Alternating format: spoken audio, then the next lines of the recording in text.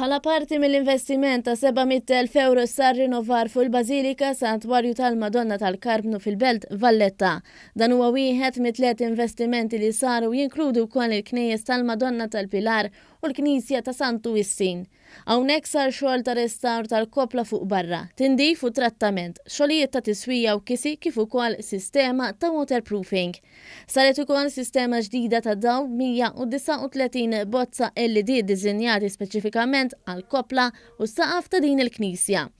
Il-pirjon tal-Kunvent tal-Karmelitani fil-Belt Valletta l-Patri Elix Sherry saħaq fuq l-importanza ta' dan l-investiment. Mhux biss ġifieri tidher minn barra u ġveru żbuħija ta' dan il-monument li huwa l-skyline fl-aħħar mill-aħħar tal-belt, imma wkoll xi ħaġa li tfakkarna f'dak li jmur lil hemm mhux vera floli, id-dawl kif qed fuq, id-dawl ukoll ifakkarna fil-mulej li fl-aħħar mill-aħħar għandu jkun id-dawl tal-ħajja tagħna.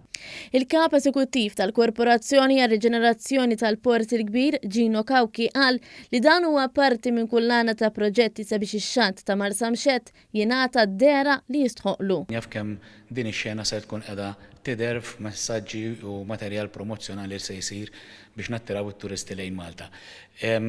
Ma dawn hemm proġetti oħra fil-ġimgħat u x-xhur li ġejjin se jkomplu jiġu konklużi.